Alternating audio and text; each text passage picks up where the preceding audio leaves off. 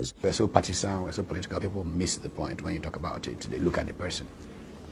I think what happened to Lagos was that it got very lucky and got a fellow called Bola Ahmed Tinubu to be governor in 1999. Why do I think this is the case?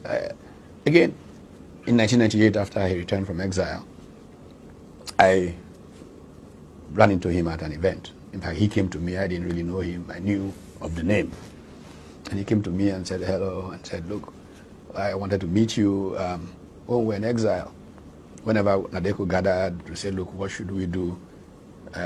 Chief Enahor or somebody will invariably say, look, who knows what is on ground in Nigeria? Does anybody know what Utomi think of the subject?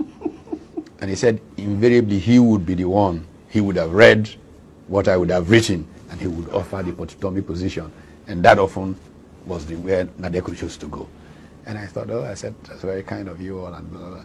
So when he was elected governor, he sought me out, and he wanted me to work with his team to develop a view of Lagos. So were you with the transition working group? Yes, I was chairman of one of those transition working groups. I actually was the one who made the presentation at the Sheraton when the I don't know what it was called. I made the statement for the group at the Sheraton.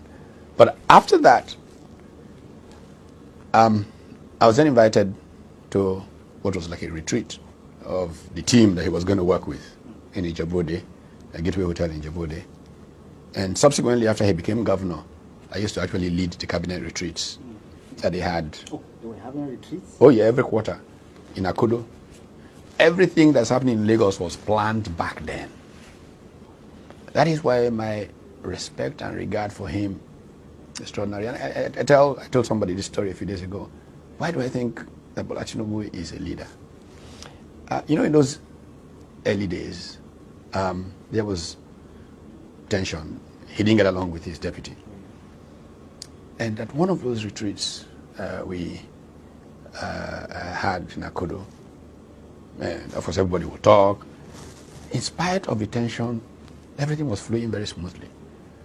The deputy was very aggressive in stating her views on things. There would be just quiet, and the conversation would continue as if nothing, either they ignored what she said, or they just politely commented on it and moved on. I said, this is really nice. I'm sure I'm amazed these fellows can manage these differences so well.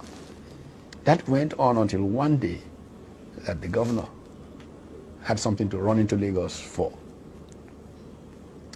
Not long after he left, these women in the cabinet, the criminals in Sanko, descended on this woman and tore her to pieces. At that moment, it struck me. It is the aura of this Bola Tinubu fellow that's keeping this place working.